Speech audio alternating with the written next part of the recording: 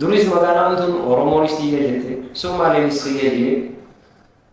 mootummaan federaalaa isin lameenuu hanga mootiin takka kannamtu wanta haati wajji bulchaa sabaa sablan hammadhaati jaamee deebisaan kanname kana kanaafuu waggoota shananitti bulchaa jira dachii dabarsinee kanninu dachiin yookaanis tiyya qofaa miti kaaba 500 takka maqaa hadiirootiin jiraatee kaaftaa nama gurguruu miti shunkurtaan taane yookaan dinnichaan taane magaalaa baasnee kuduraa fi muduraa baasnee chirichaaruudhaan magaalaa ka gurguru eenyu ka mallatteessuuf oo eenyutu mirga naa qabne kaabinee as jirtuuf oo eenyu mirga qabne mallatteessuudhaaf maaliif haasawatu gongorsan hawaasa gongorsiisan hawaasni as jiru jaalalaa fi kabajaa wajji jiraachaa jira Somaalee fi Oromoonis obboleeyyanii kalees wajji turan arras wajji jiran borullee wajji horan magaalaa tana keessatti ibiddi qabatee ture ni beektan hogguu takka saba Oromootii Somaalee wajji lolan hogguu takka saba Oromootii Amaaraa wajji wal fixan hogguu takka saba Oromoo sabni Oromoo nama hammata malee ganama dabree namaa simmiidhu hawaasa takka hawaasni kun wal jaalatee wajji jiraachuu jira kanarraa kan ka'e maalii fi magaalaan abaan tana magaalaa dabarsamtee Somaaleef kannamtee maaliif barbaachise gammachuun obboleeyyan keenyaa gammachuu teenyaa miti heer'isetti yuuneskoorra galmaawee wanni galmaawee heera akka galma heera abbaa gadaan galmeessisanitti obboleeyyan keenya kan Somaaleetiifis kanname yuuneskoodha tanaafuu dhugaatii magaalaa tana dhalate obboleessa keenya heer'isee bikka itti kaayannu siidaa odoon tahiin kitaaba siidaa fakkaatu waan heer'isee ibsuu danda'u okke harkadhaa rakkoon qabu kun magaalaa gurguruu miti gaafa paarkii maqaa Alii Birraatiin moggaasne obboleeyyan Somaaleen hojii dhiichisaniitiin kan kabajaa turan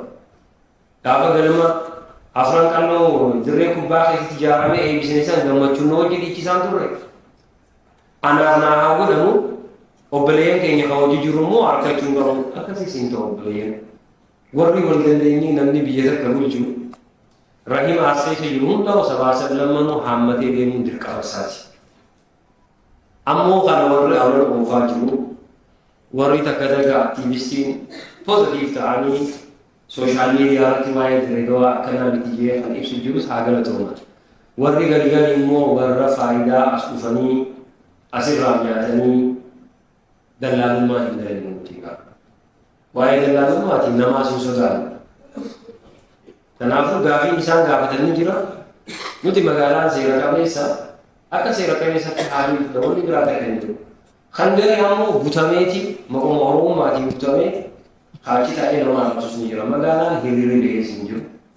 namni hawaasni wal miidhees hin jiru hawaasni nagee haalii gammachuuni wajji jiraachuu jira